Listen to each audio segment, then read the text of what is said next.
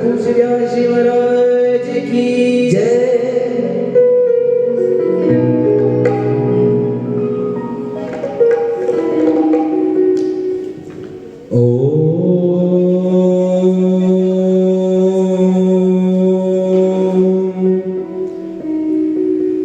वक्रतुंड महाकाय सूर्यकोटि समप्रभा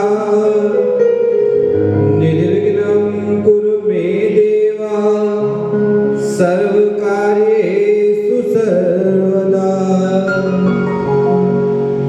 सर्वमंगलमांगल्ये शिवे सर्वार्थसाधिके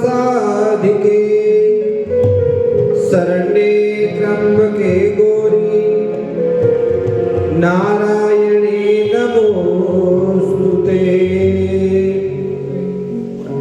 करेण वीणा परिवादयन्ति तथा जपन्ति मपरेण माला मरालपेष्टा सनसन्निवेष्टा सरस्वती तां शिरसा नमामि। यं ब्रह्मा वरुणेन्द्ररुद्रमरुता स्तवन्ति देवैस्तवे वेदे साङ्गपदक्रमोपनिषदे गायन्ति यं सामगाः। तद्गतेन मनसः पश्यन्ति यं योगिनो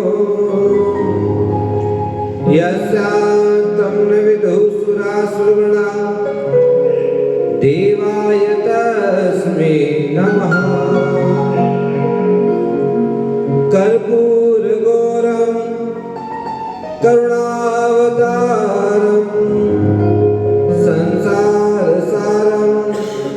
भुजगेन्द्रहारं सदा वसन्तं हृदयारविन्दे भवं भवानी सहितं नमामि। नमामि गंगे स्तव पादपङ्कजं सुरासुरैर्वन्दितदिव्यरूपम् च मुक्तिं च ददासि नित्यं भावानुसारेण सदा नराणाम्।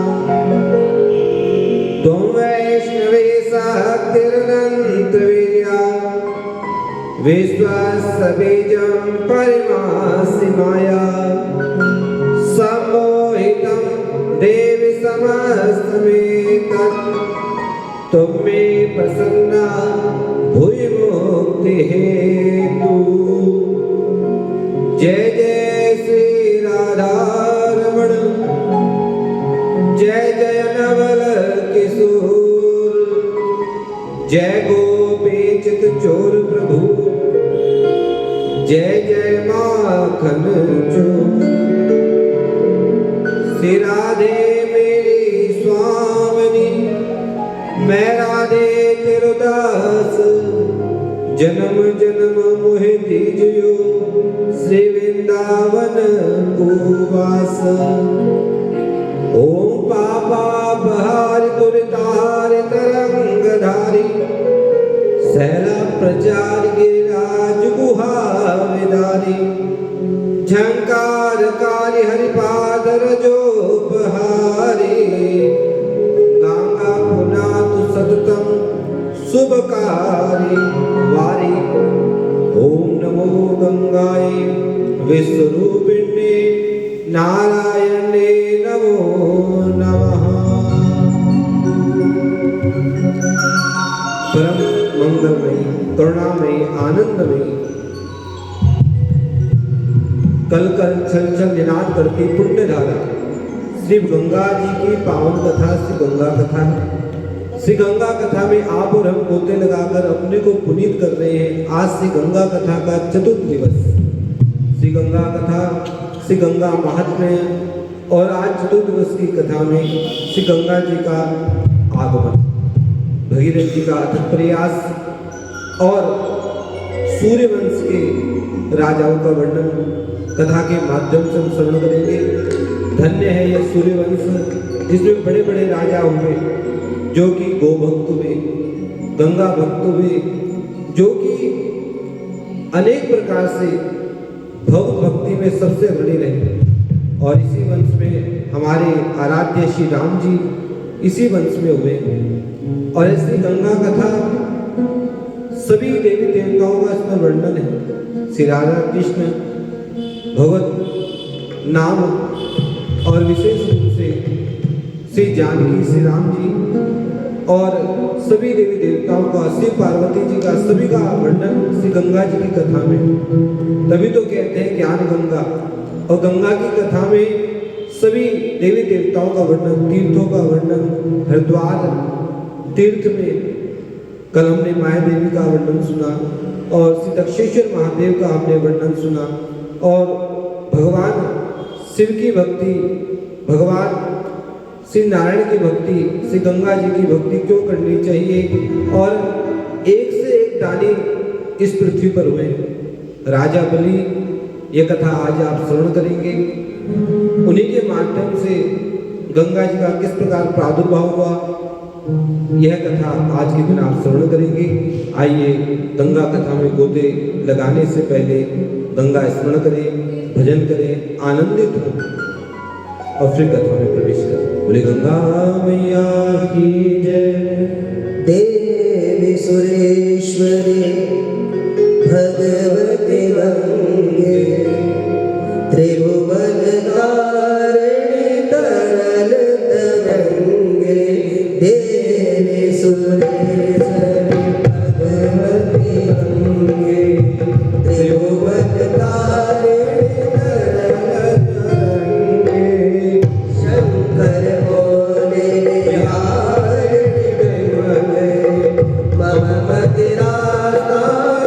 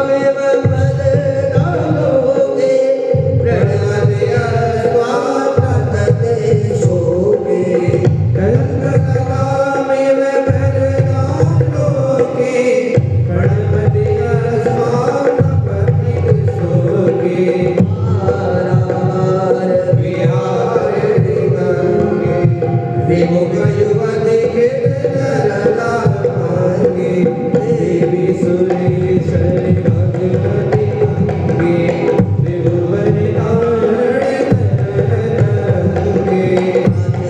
तरंगे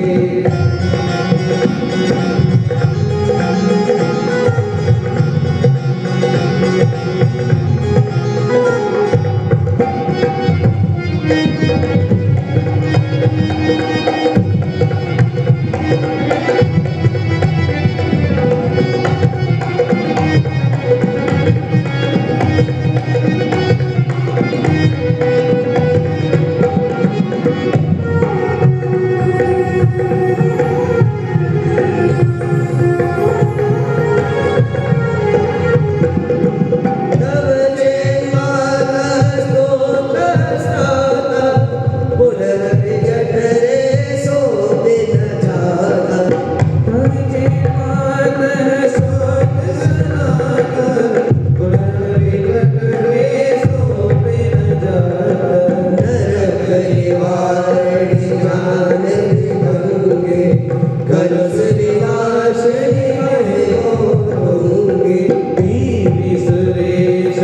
तारिणी तरंगे त्रिभुवन तारिणी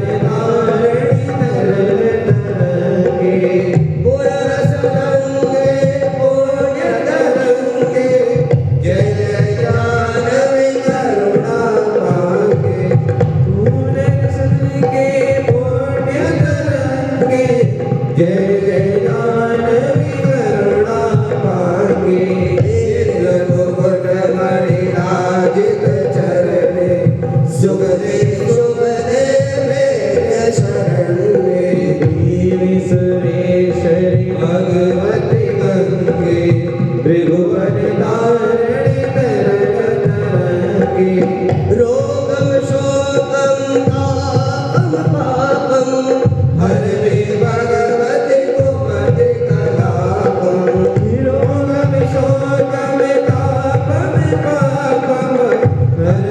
भगवती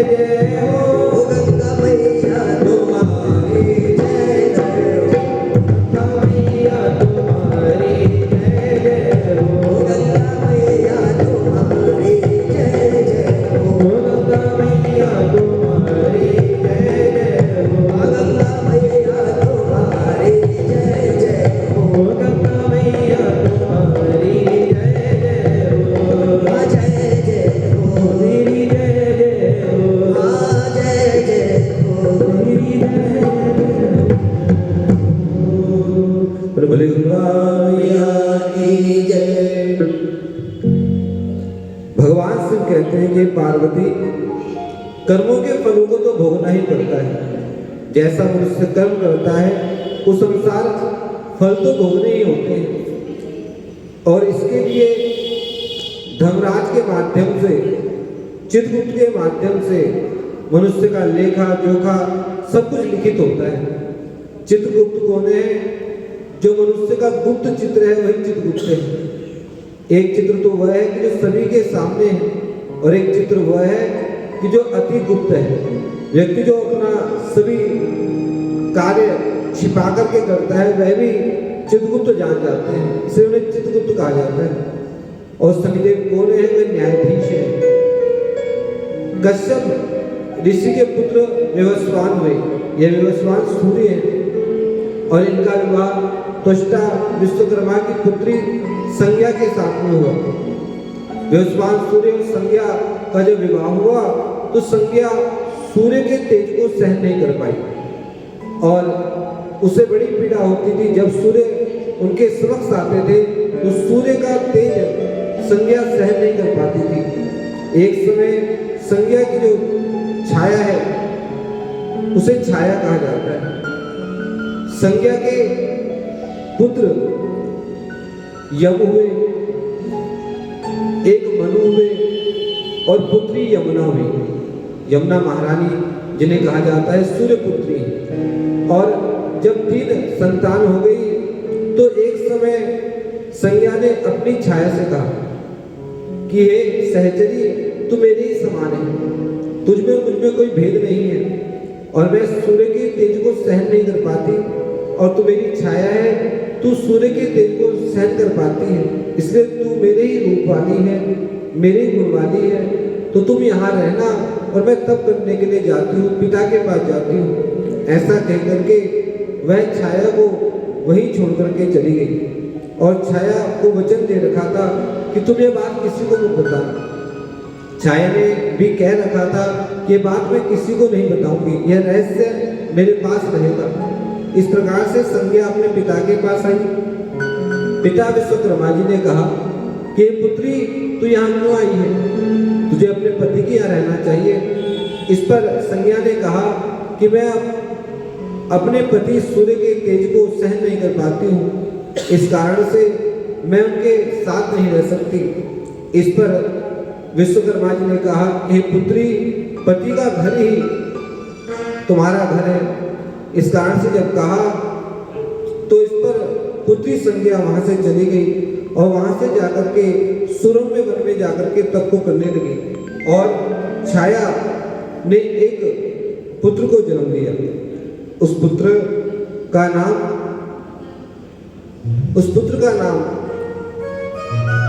शनि था। जो छाया पुत्र शनि है, जो कि नवग्रहों में आते हैं। शनिदेव एक समय अपनी माता के साथ में वह खेल रहे थे और पुत्र यम ने देखा कि हमारी जो माँ है छाया, वह शनि से ज्यादा प्रेम करती है, हमसे इतना प्रेम नहीं करती। यह भाव जब यम के अंदर आया तो यम के अंदर बड़ा क्रोध आया। छोटी आयु है और कहा कि यह अपने पुत्र शनि और सावर्णी दोनों को अधिक प्रेम करती है, मुझे लगता है ये हमारी माता नहीं है। इस प्रकार से यम ने माता से छाया से कहा कि तुम बताओ कौन हो। इस प्रकार से बाल स्वरूप होने के कारण यम ने अपनी माता को लात से प्रहार किया। यह देख करके सूर्य ने कहा कि पुत्र, ये तुमने क्या किया? माता पर इस प्रकार से तुमने प्रहार किया, यह तुम्हें नहीं करना चाहिए। इस पर यम ने कहा कि जो माता छाया है यह हमें इतना प्रेम नहीं करती जितना कि शनि और सावर्णी को करती है, हमें लगता है ये हमारी माता नहीं है। इस प्रकार से छाया भयभीत हो गई। सूर्य ने तेज स्वर में कहा कि तू बता कौन है। इस पर छाया डर गई और कहने लगी कि मैं संज्ञा की सहचरी हूँ और जो आपकी पत्नी संज्ञा है वह अपने पिता के घर में गई है। इस प्रकार से यह बात जब सूर्य ने तो सूर्य विश्वकर्मा जी के पास गए, कहा कि मेरी जो अर्धांगिनी है वह संज्ञा कहाँ पर है। इस पर विश्वकर्मा जी ने कहा कि संज्ञा आपके तेज से संतप्त हो गई थी, इस कारण से वह यहाँ आई थी, परंतु मैंने उसे भेज दिया था। इस पर ध्यान लगाया तो पता चला कि जो है संज्ञा कुरु देश में तप को कर रही है, अश्व के रूप में तप को कर रही है। यह बात जब पता चली तो विश्वकर्मा जी ने सूर्य का जो तेज था उन्हें 12 हिस्सों में परिवर्तित कर दिया, इसलिए द्वादश सूर्य कहा जाता है। और सूर्य भगवान को जब पता चला तो सूर्य भगवान उसी स्थान पर पहुंचे जहां पर वह अश्व के रूप में वह तप को कर रही थी। भगवान सूर्य भी अश्व के रूप में आए, अश्व के रूप में आकर के संज्ञा ने अपने पति को पहचान लिया और संज्ञा अपने रूप में आई और भगवान सूर्य भी अपने रूप में आए। इस प्रकार सूर्य भगवान संज्ञा को लेकर के घर की ओर आए और शनिदेव तब से अपने पिता सूर्य से द्वेष करने लगे, वैर करने लगे। जब सूर्य उदित होते हैं तो शनि ग्रह जो है इनका आपस में सूर्य और शनि का वैर है। सूर्य जब उदित होते हैं और जब अस्त होते हैं तब तक शनि ग्रह इतने बलवान नहीं होते। जब सूर्य अस्त हो जाते हैं तब शनि ग्रह बलवान रहते हैं।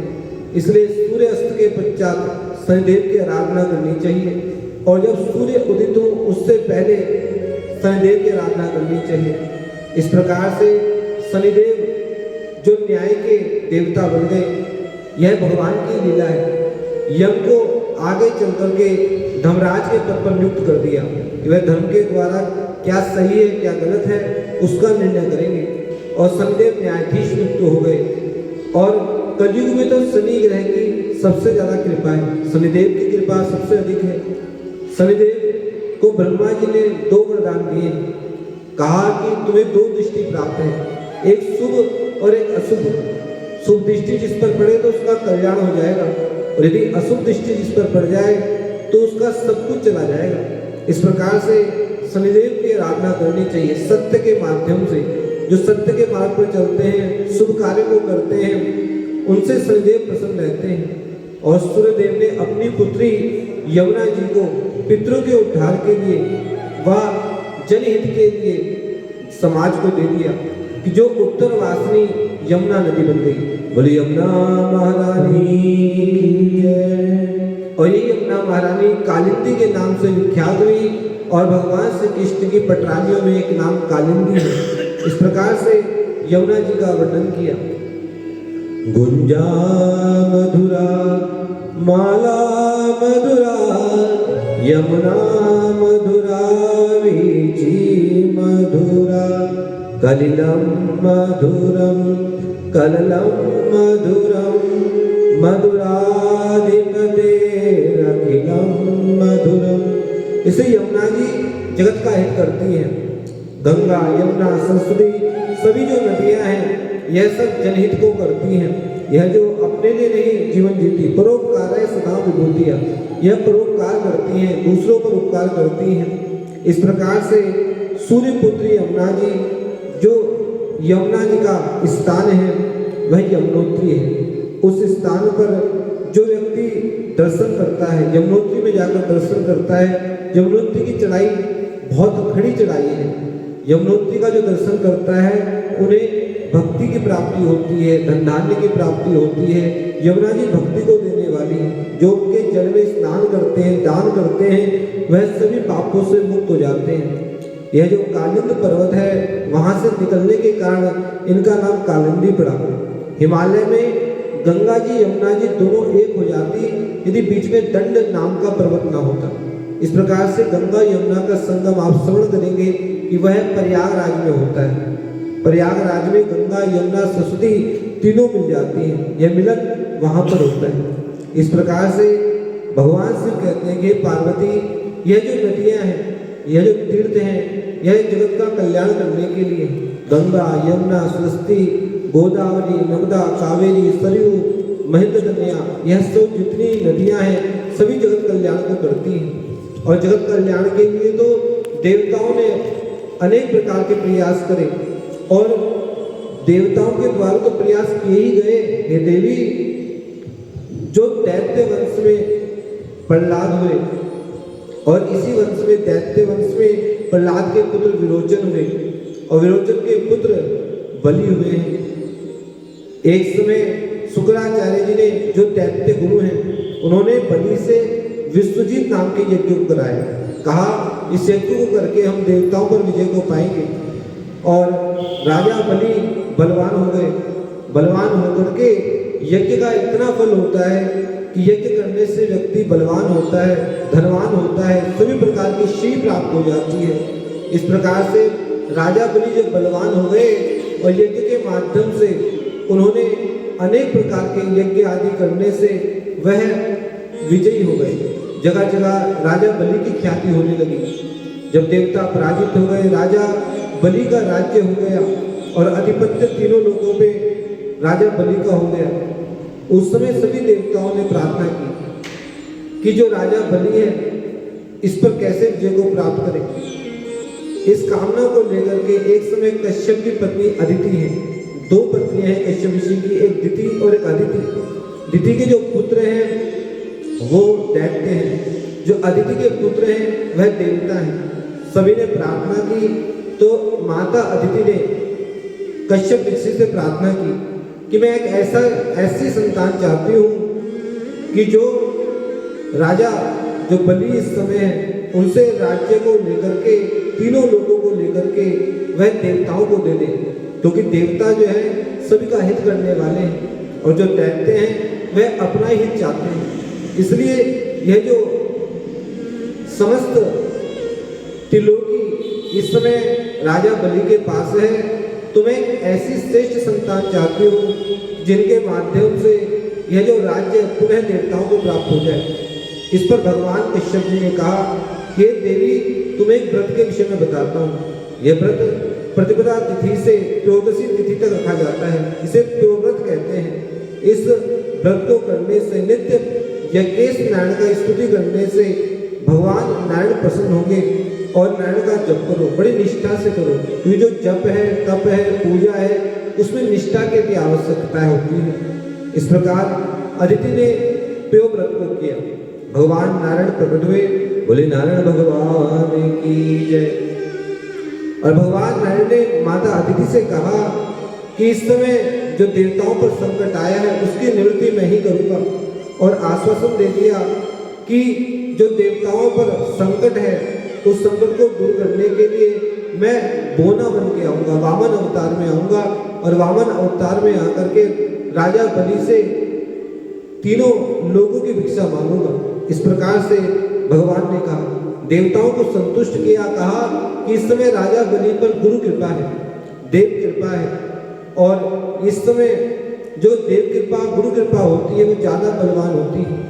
हम इस समय युद्ध भी करेंगे तो राजा बलि से जीत नहीं सकते। इसलिए राजा बलि को यदि जीतना है तो प्रेम से जीतना होगा। इसलिए मैं वामन बन करके आऊँगा और अवश्य ही राजा बलि जो दानवीर हैं उनसे भिक्षा मांग करके तीनों लोगों को स्थापित कर दूंगा और यह देवताओं को समर्पित कर दूंगा। देवताओं ने भगवान की स्तुति की और भाद्रपद शुक्ल पक्ष की द्वादशी तिथि अभिजीत मुहूर्त में, यह अभिजीत मुहूर्त प्रतिदिन होता है।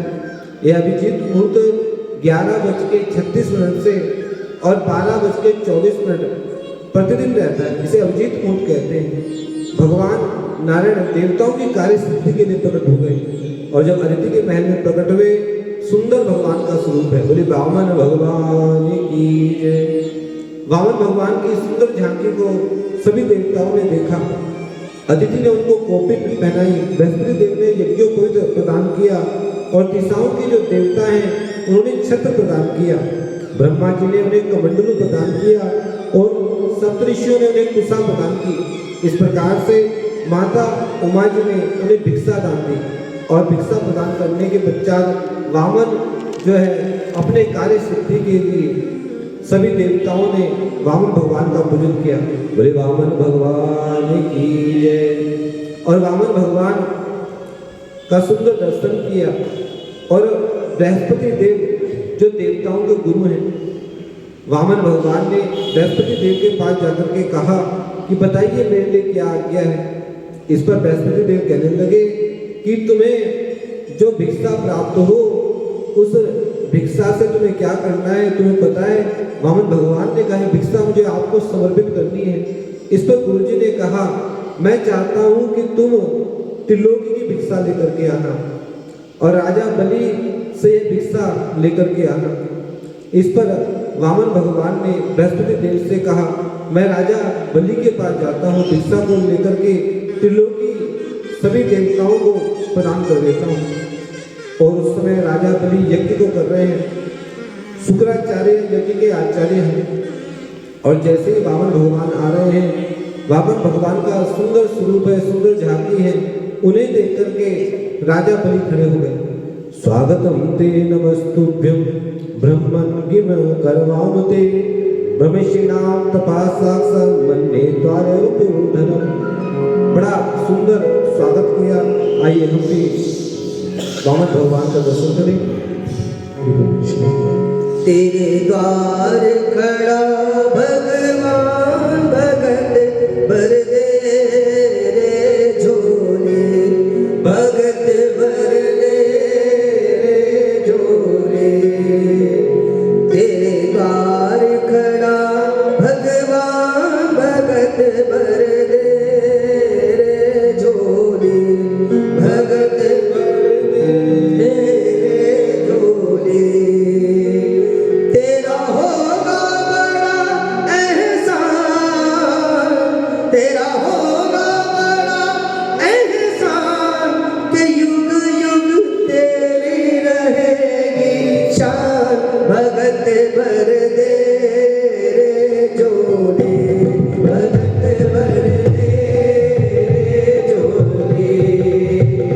तेरे द्वार खड़ा भगवान भगत भर दे रे झोले, भगत भर दे रे झोले। वो तेरा होगा बड़ा एहसान, तेरा होगा बड़ा एहसान, युग युग तेरी रहेगी शान। भगत भर दे रे झोले, भगत भर दे रे झोले। जय हो भाषा।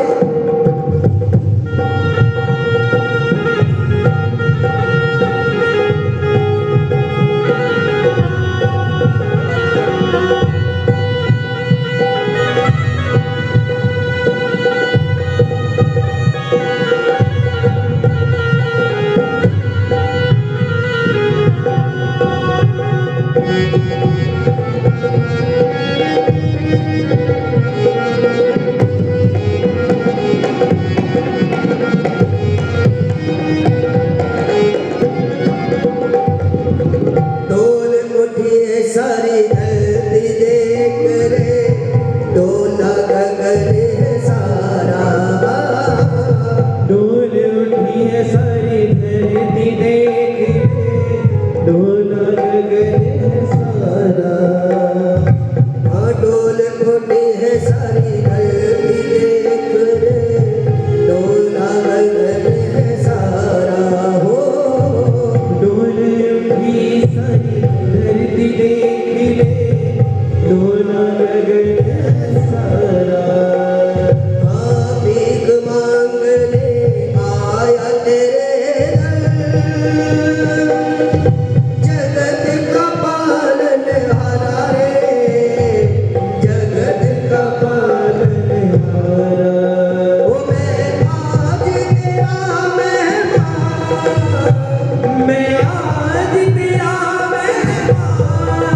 ओ मैं आज तेरा मेहमान, कर ले मुझसे जरा पहचान। भगत भर दे रे झोले, भगत भर दे रे झोले। तेरे द्वार खड़ा भगवान भगत भर दे रे झोले, भगत भर दे रे झोले। भगत भर दे रे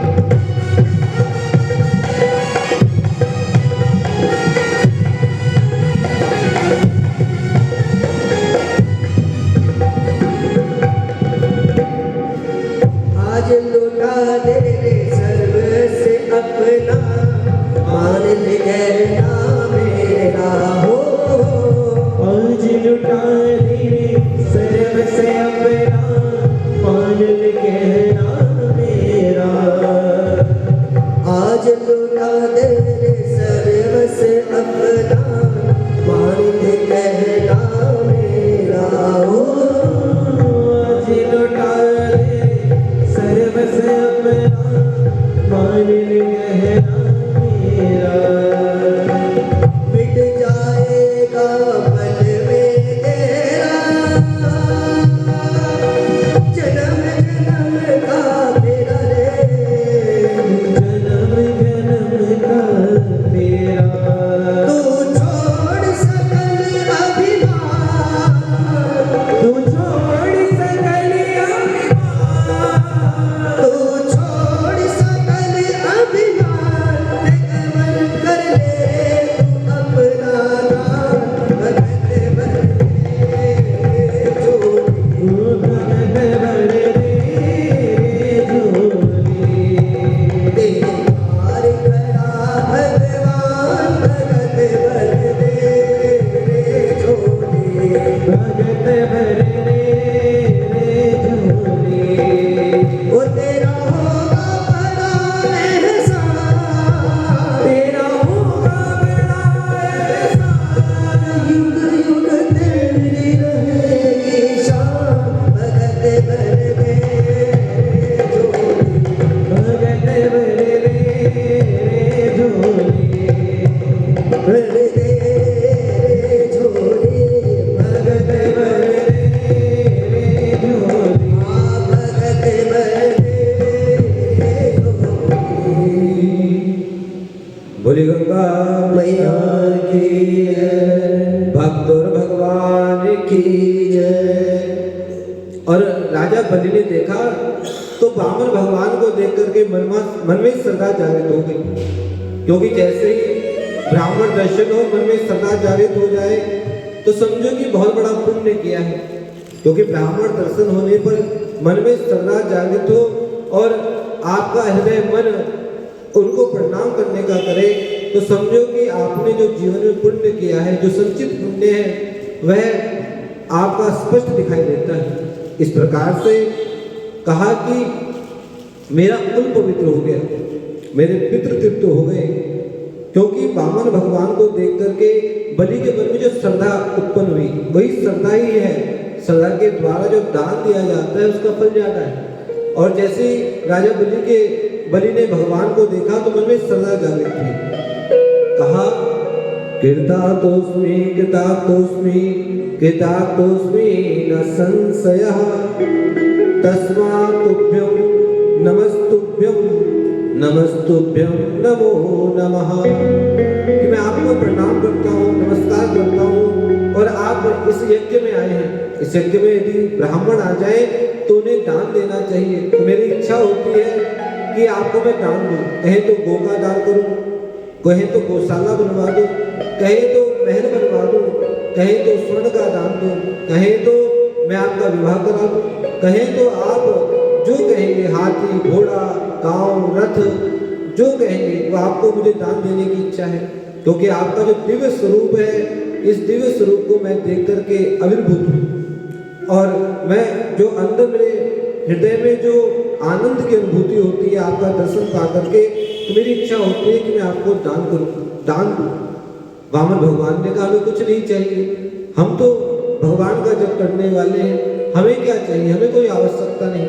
राजा बलि ने कहा जब यज्ञ चल रहा हो और ब्राह्मण अगर द्वार पर आए तो उन्हें देना चाहिए, उन्हें निराश करके नहीं भेजना चाहिए और मैं आपको अवश्य दान दूंगा। इस पर वामन भगवान ने स्पष्ट मना कर दिया। इस पर राजा बलि चंडों में गिर गए, उनकी श्रद्धा और बढ़ गई कि वामन भगवान को देख करके श्रद्धा बढ़ गई और कहा कि दान तो मैं देकर रहूंगा। वामन भगवान ने कहा आपने मुझे धर्म संकट में डाल दिया, मुझे दान नहीं चाहिए। इस पर राजा बलि ने कहा मैं दान आपको दूंगा। अच्छा तो दान देना ही चाहते हो तो हमें ज्यादा कुछ तो चाहिए नहीं, 3 पग भूमि चाहिए, क्योंकि ज्यादा हमारा जो है इससे ज्यादा का हमारा गुजारा भी हमें कोई आवश्यकता नहीं, 3 पग भूमि बहुत है। और कहा कि 3 पग से अधिक नहीं चाहिए। इस पर बलि कहने लगे कि आपको मांगना नहीं आता, जैसे आपका कल छोटा है उसी प्रकार से आप दान भी बड़ा छोटा मांगते हैं। आप कहो तो जो आप कहोगे वो आपको प्रदान कर देंगे, लेकिन भगवान कहने लगे जो कह दिया सो कह दिया। बस 3 पग भूमि चाहिए, अधिक कुछ नहीं चाहिए। इस पर बलि ने कहा कि यदि मैं ज्यादा कुछ कहूंगा तो कहीं चले ना जाए। ठीक है महाराज, तो मैं आपको 3 पग भूमि दे देता हूँ, आप चाहे तो जहां मर्जी से नाप लें। इस पर वामन भगवान कहने लगे, दान बिना संकल्प के नहीं होता, इसलिए संकल्प के साथ दान होगा और संकल्प करना चाहिए, तभी दान मैं लूंगा। अब शुक्राचार्य जी समझ गए कि यह जो है वामन नहीं है, यह तो साक्षात नारायण है, देवताओं के कार्य सिद्धि के लिए आए। इस पर शुक्राचार्य जी ने कहा, यह तो साक्षात नारायण है। ईश वैरो चलो साक्षात भगवान विष्णुत्वयः कस्य पादातिर्जातो देवानां कार्य साधकः। हे विरोचन नंदन बलि, ये तो साक्षात विष्णु हैं और देवताओं की कार्य की सिद्धि के लिए आए हैं, इसलिए किसी भी प्रकार से इन्हें मना कर दे। यह बोने बन करके आए हैं लेकिन तेरा सब कुछ ले जाएंगे। इस पर बलि ने कहा, आप तो गुरु हैं और गुरु होकर के आप ऐसा कहते हैं कि मैं झूठ कह दूं, असत्य कह दूं। जो बात मैंने कह दी तो उस बात के लिए मैं दृढ़ संकल्पित हूँ, क्योंकि झूठ बोलने की, जो झूठ बोलता है उसकी निंदा सारा जगत करता है, इसलिए मैं झूठ नहीं कह सकता।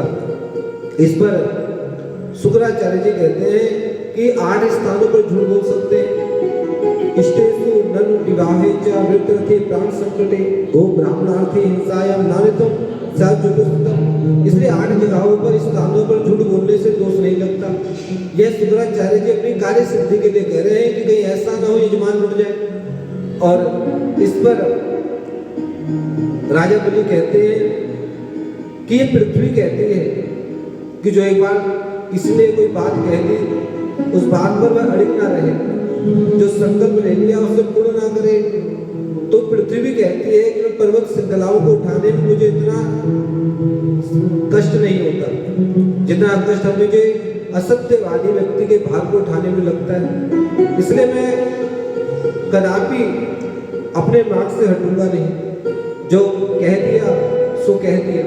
शुक्राचार्य जी को क्रोध आया और कहा, अचिरात भ्रष्टशेष किया कि जा तू श्रीहीन हो जा, और इस प्रकार से साफ देकर के चले गए। भगवान भी यह चाहते थे, क्योंकि बलि के ऊपर जो गुरु कृपा थी, जब गुरु कृपा हट गई तो फिर तो नारायण की ही चलती है।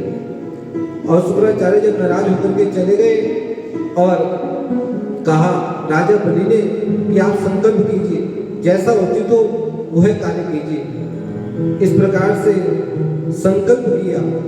विष्णु पुराण में आता है कि शुक्राचार्य जी सूक्ष्म रूप से जो संकल्प कमंडल की जो नली थी उसमें जाकर के छिप गए कि जल गिरेगा नहीं, और जब जल गिरेगा नहीं तो संकल्प होगा नहीं। और भगवान ने हल्की कुशा की नोक जैसे ही उस पर लगाई तो कहते हैं शुक्राचार्य जी का नेत्र चला गया। इस प्रकार से भेद बुद्धि नहीं होनी चाहिए, और शुक्राचार्य जी ने भेद बुद्धि की। भगवान ने संकल्प किया और संकल्प किया, और भगवान वामन है, विराट होना भी जानते हैं, भगवान का विराट स्वरूप भी है, और भगवान संकल्प करके विराट स्वरूप उन्होंने धारण कर लिया। राजा बलि देखते रह गए, और राजा बलि भगवान का दर्शन करके हाथ जोड़ करके कहने लगे कि मेरे लिए क्या आज्ञा है। इस पर भगवान कहने लगे, तुमने कहा था ना 3 तो भूमि दान करोगे, और जो हमारा फीता है ना वो वाला नहीं है कि 1 फुट में 12 इंच होते हैं, ये तो भगवान का फीता है, इसमें ना तो इंच है ना सेंटीमीटर है। उनकी कृपा तो यहाँ से अमेरिका हो जाए, अमेरिका से कहीं और हो जाए, मैं तो भगवत कृपा है। भगवान ने जब अपना विराट स्वरूप धारण किया तो एक चरण से अतल वितल सुतल तलातल रसातल महातल आदि सभी जो नीचे के लोग हैं उनको पार कर दिया, और दूसरा चरण से भू भुआ स्वाहा मह जनः तपः सत्यम, और ब्रह्म विवर में भगवान ने जब अपने चरण को रखा, ब्रह्म विवर जो कि ब्रह्मांड है, जैसे 7 लोग नीचे है 7 लोग ऊपर है, और जैसे मस्तक कहते हैं ब्रह्मांड कहते हैं, तो ब्रह्मांड में जाकर के भगवान के जैसे ही सीधे पैर का अंगूठा वहां पर पहुंचा तो वहां से एक जल धारा जिसे ब्रह्म तत्व कहते हैं, जिसे परमात्मा का तत्व कहते हैं, वही गंगा जी। और भगवान के चरणों को धोते हुए वह जल नीचे को गिरा। जब नीचे गिरा तो ब्रह्मा जी ने अपने कमंडलों में उस चरणोदक को, भगवान के चरणों का जल जो है चरणोदक कहलाता है, वो चरणामृत चरणोदक उन्होंने रख लिया। और ब्रह्मा जी ने समय आने पर जब गंगा जी तीनों लोगों को पुनीत करेगी तब तक उस जल को अपने पास में रखा। ब्रह्मा जी के कमंडलों से जब भगवान ने उस जल को रखा तो उसने सभी लोगों को समय आने पर पुनीत किया। और यह जो जलधारा स्वर्ग में आकर के जलधारा के 4 भाग विभाजित हुए, जिसे सीता, अलकनंदा, चक्षु, भद्रा कहते हैं। और 3 धाराएं पृथ्वी पर अलकनंदा, भागीरथी और कुमुदवती, ये 3 धाराएं पृथ्वी पर आई। इस प्रकार से गंगा जी ने समस्त भू भुव स्व तीनों लोगों को पुनीत किया, पृथ्वी लोक को, आकाश लोक को और नीचे पाताल लोक को। इस प्रकार से तीनों लोगों को पुनीत किया। भगवान ने राजा बलि से कहा कि 2 पग में तो मैंने सब कुछ नाप लिया, अब बता तीसरा पग कहाँ रखूं। इस पर राजा बलि कहने लगे कि आपने सब कुछ नाप लिया, सब कुछ मेरा त्रिलोकी मुझसे ले ली, लेकिन अब इस तीसरे चरण को कहाँ रखूं। बलि विचार करने लगे। इतने में भगवान ने इशारा किया, गरुड़ ने आकर के राजा बलि को बंधक बना लिया। इस पर राजा बलि के सैनिक आदि वो सभी युद्ध करने की चेष्टा करने लगे। राजा बलि ने मना कर दिया और इस पर भगवान ने कहा कि तीसरा चरण कहाँ रखे, संकल्प तो तभी पूर्ण होगा। बलि ने कहा कि धन बड़ा है, धन का मालिक बड़ा। इस पर भगवान ने कहा कि मालिक अधिक बड़ा है। तो इस प्रकार से भगवान ने जो ने अपना तीसरा चरण है, उस तीसरे चरण को जैसे बलि के मस्तक पर रखा तो नेत्र सजल हो गए कि दानी तो बहुत देखे पर बलि जैसा दानी नहीं देखा, जिसने अपना सर्वस्व दे दिया। जब दान देने पर व्यक्ति आता है तो वह सब कुछ भगवान